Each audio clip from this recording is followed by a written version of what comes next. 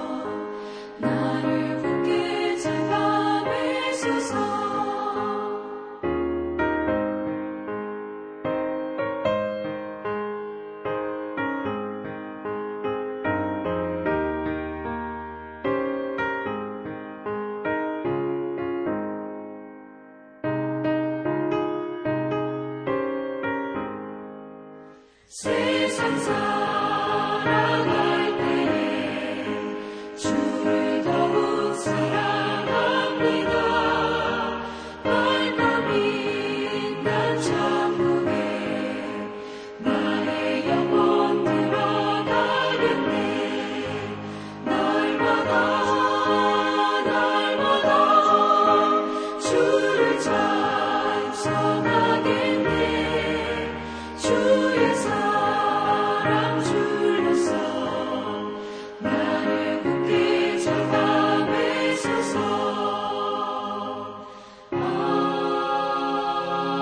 아멘. 기도하겠습니다. 사랑의 하나님 감사합니다. 우리의 영혼이 주님을 찬양합니다. 우리에게 생명을 주셔서 오늘도 호흡을 하게 하여 주시고 살아계신 하나님으로 인하여 우리의 영혼이 만족함을 얻습니다. 하나님, 오늘 이 새벽에 찬양과 기도와 말씀을 통해서 하나님과 동행하여 주시고 주님의 뜻을 분별하며 주의 말씀이 우리의 삶의 영의 말씀이 될 수 있도록 축복하여 주시옵소서. 고통 가운데 있는 성도님들을 이 시간 찾아가 주셔서 위로하여 주시고 주님이 함께 하심을 깨닫게 하여 주셔서 주님으로 인하여 감사할 수 있는 복되고 아름다운 새벽이 될 수 있도록 축복하여 주옵소서. 감사드리며 우리 주 예수님의 이름으로 기도하옵나이다. 아멘. 네, 오늘 하나님께서 주시는 말씀은 욥기서 30장 16절에서 31절까지 말씀인데 제가 읽어드리겠습니다. 이제는 내 생명이 내 속에서 녹으니 환난 날이 나를 사로잡음이라. 밤이 되면 내 뼈가 쑤시니 나의 아픔이 쉬지 아니하는구나. 그가 큰 능력으로 나의 옷을 떨쳐버리시며 나의 옷깃처럼 나를 휘어잡으시는구나. 하나님이 나를 진흙 가운데 던지셨고 나를 티끌과 재 같게 하셨구나. 내가 주께 부르짖으나 주께서 대답하지 아니하시오며 내가 섰사오나 주께서 나를 돌아보지 아니하시나이다. 주께서 돌이켜 내게 잔혹하게 하시고 힘있는 손으로 나를 대적하시나이다. 나를 바람 위에 들어 불려가게 하시며 무서운 힘으로 나를 던져버리시나이다. 내가 아나이다. 주께서 나를 죽게 하사 모든 생물을 위하여 정한 집으로 돌려보내시리이다. 그러나 사람이 넘어질 때에 어찌 손을 펴지 아니하며 재앙을 당할 때에 어찌 도움을 부르짖지 아니하리이까. 고생의 나를 보내는 자를 위하여 내가 울지 아니하였는가. 빈궁한 자를 위하여 내 마음에 근심하지 아니하였는가. 내가 복을 바랐더니 화가 왔고 광명을 기다렸더니 흑암이 왔구나. 내 마음이 들끓어 고요함이 없구나. 환난 날이 내게 임하였구나. 나는 햇볕에 쬐지 않고도 검어진 피부를 가지고 걸으며 회중 가운데 서서 도움을 부르짖고 있느니라. 나는 이리의 형제요 타주의 벗이로구나. 나를 덮고 있는 피부는 검어졌고 내 뼈는 열기로 말미암아 탔구나. 내 수금은 통곡이 되었고 내 피리는 애곡이 되었구나. 아멘. 네, 우리가 계속해서 욥기서 말씀을 묵상하고 있는데요. 29장에서 욥은 자신의 과거를 회상하면서 고난당하기 전에 지난 세월을 잠시 묵상하면서 위로를 받았어요.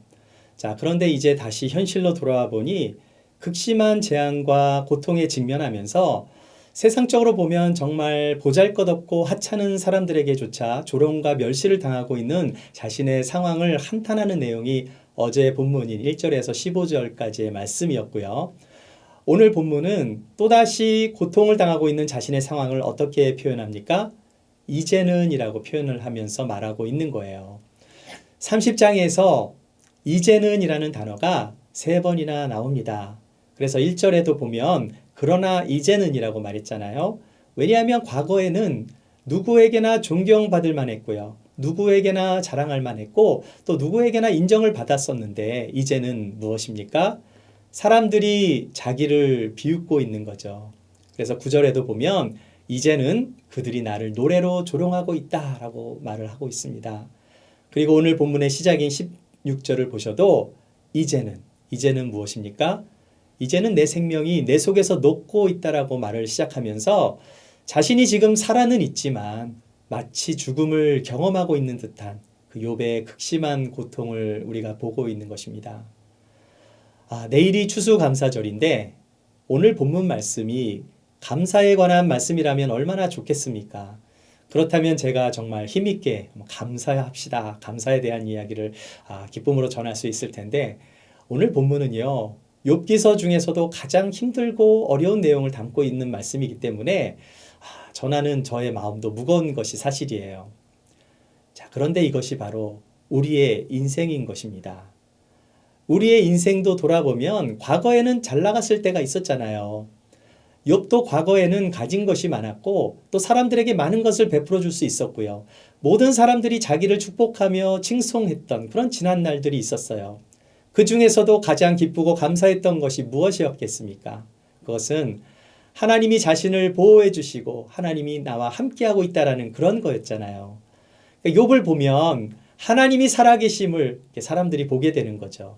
욥 자신뿐만 아니라 모든 사람들이 그를 인정해주고 알아주었기 때문에 욥의 과거는 감사가 넘치는 그런 인생이었어요.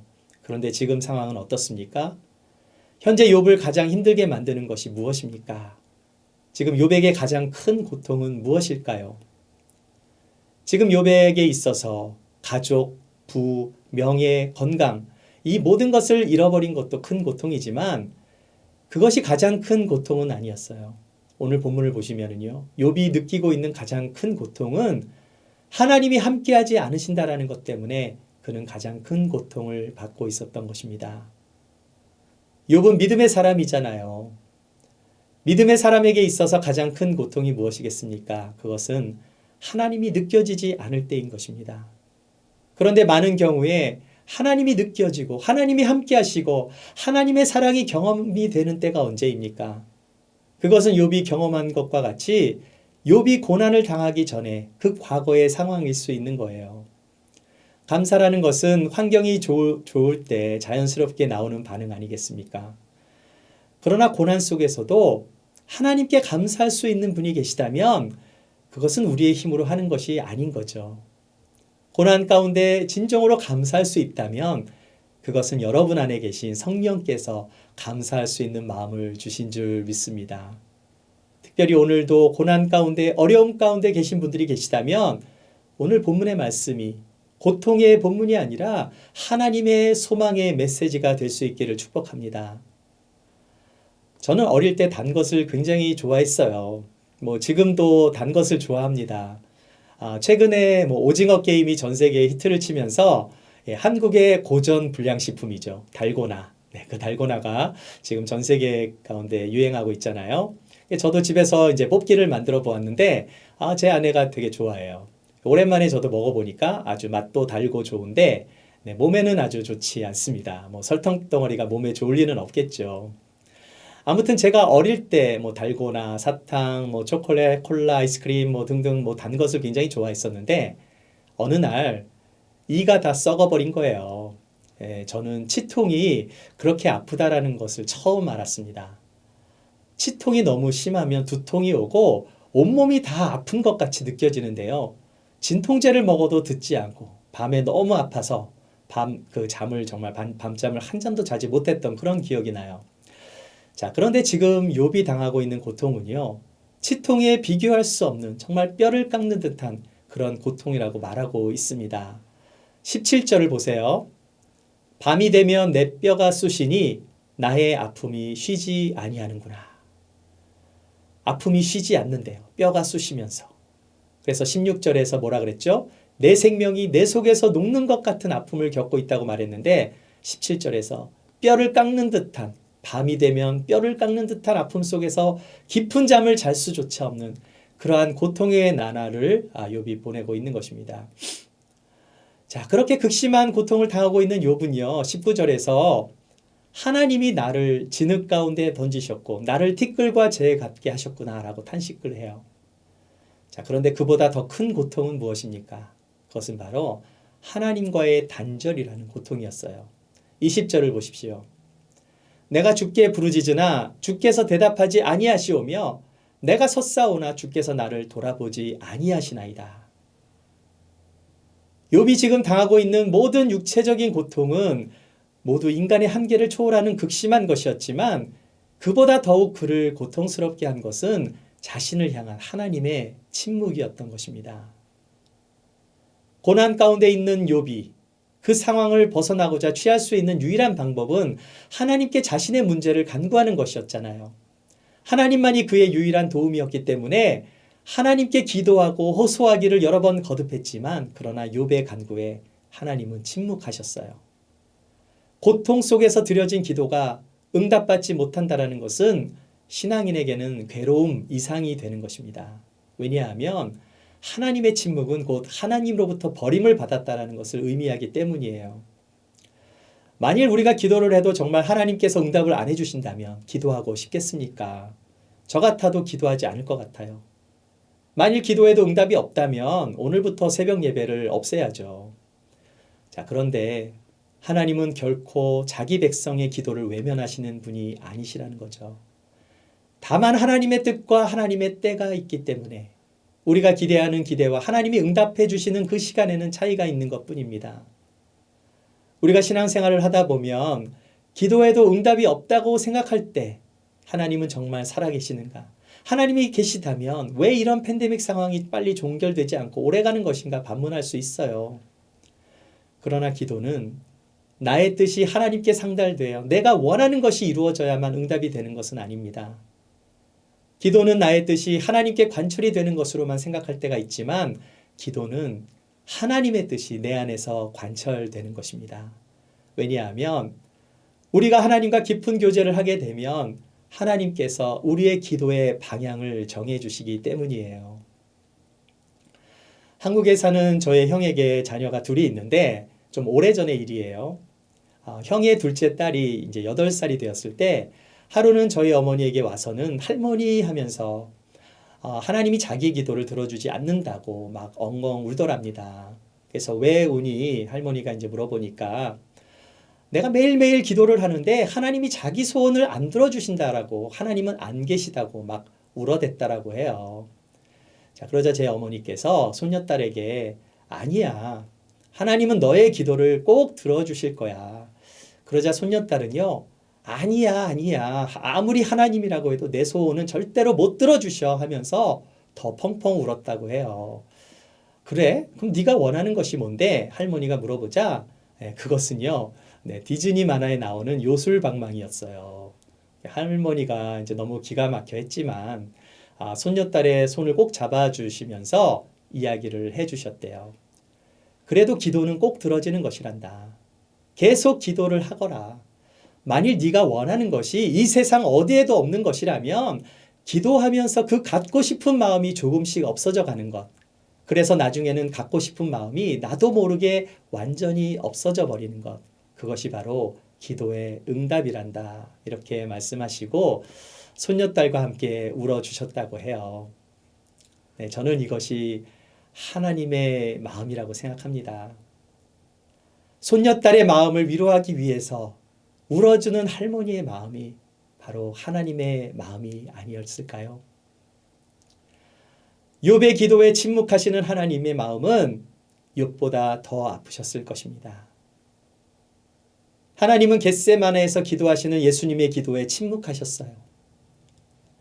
예수님은 기도하시면서 만일 아버지의 뜻이거든 이 잔을 내게서 옮겨달라고 하셨지만 그러나 내 원대로 하지 마시고 아버지의 원대로 되기를 원하신다고 그렇게 기도를 하셨어요.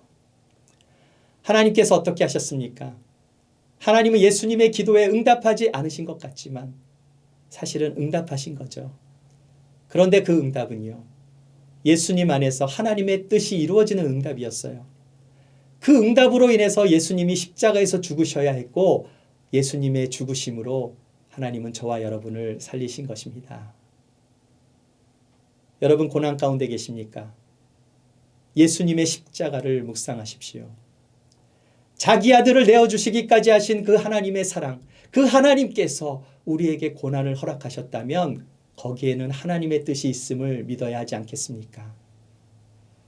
하나님은 욥의 기도에 침묵하셨지만 그러나 영원히 침묵하신 것이 아니었어요. 욥은 현재 자신이 당하고 있는 고난을 이해하지 못했지만 이제 조금만 더 가서 38장으로 가면 이제 다 이해하게 될 것입니다. 우리도 마찬가지예요. 여러분 중에 고난 가운데 계신 성도님들이 계시다면 지금은 다 이해할 수 없지만 분명히 하나님의 때와 하나님의 시간에 하나님께서 말씀으로 응답해 주실 줄 믿습니다. 우리가 비록 요술방망이를 원하는 것과 같이 허황된 기도를 하고 있다 할지라도 하나님은 그 기도를 책망하시는 것이 아니라 허황된 기도를 통해서도 하나님은 자신의 뜻을 알게 하여 주시고 우리의 잘못된 기도의 방향을 바꾸어 주실 것입니다. 에스겔 선지자는 에스겔 37장에서 마른 뼈 골짜기의 환상을 보게 돼요. 당시 이스라엘 사람들은 바벨론의 포로의 신분이었기 때문에 소망이 없었어요. 포로된 자로서 아무런 소망이 없고 절망스러운 상황에서 하나님의 말씀이 임하자 불가능을 가능케 하시는 하나님의 권능을 보게 됩니다. 하나님께서 에스겔에게 말해요. 37장 5절에서 주 여호와께서 이 뼈들에게 이같이 말씀하시기를 내가 생기를 너희에게 들어가게 하리니 너희가 살아나리라. 이 말씀을 에스겔이 믿고 대언했을 때 어떤 역사가 일어납니까? 7절을 보시면 이에 내가 명령을 따라 대언하니 대언할 때에 소리가 나고 움직이며 이 뼈 저 뼈가 들어맞아 뼈들이 서로 연결되더라. 포로 생활을 하던 소망이 없던 이스라엘 백성들에게 하나님의 말씀이 임하자 뼈가 서로 연결이 되고 살이 붙고 생기가 드러나는 그런 살아있는 살아나게 되는 역사를 경험하게 된 것입니다. 에스겔이 본 환상은요. 부활에 대한 환상이었고요. 마른 뼈들이 살아나게 된 것은 회복을 상징하는 메시지였어요. 이스라엘 백성들은 선택된 백성이었습니다. 구원을 받아야 하는 백성입니다. 그렇지만 그들의 현실을 보면 그들의 삶의 구원이 이루어지기는커녕 나라는 망하고 이방 나라의 포로가 되었어요. 그런데 하나님의 말씀이 임하고 그 말씀을 믿고 에스겔이 믿음으로 말씀을 선포했더니 마른 뼈가 다시 살아나는 기적을 보게 된 것입니다. 사랑하는 여러분, 하나님은 침묵하시는 하나님이 아니라 우리의 영혼을 살리시는 하나님이세요. 마른 뼈는 소망이 없는 것이지만 영적으로 메마른 우리들의 마음에 정말 그러한 마음이 너무나 메마르고 우리가 마음을 둘 곳이 없을 때 하나님의 말씀이 임하고 그 말씀을 믿으면 메마른 우리의 심령이 살아나게 되는 줄 믿습니다. 중요한 것은 마른 뼈가 있는 곳에도 하나님이 함께 하신다라는 사실이에요. 우리가 마음을 둘 곳이 없을 때 하나님께서는 우리의 삶의 현장에 계시다라는 사실을 믿으시기 바랍니다. 여러분의 삶은 지금 어떻습니까? 욥과 같이 과거에는 화려했지만 이제는 소망이 없다고 생각하십니까?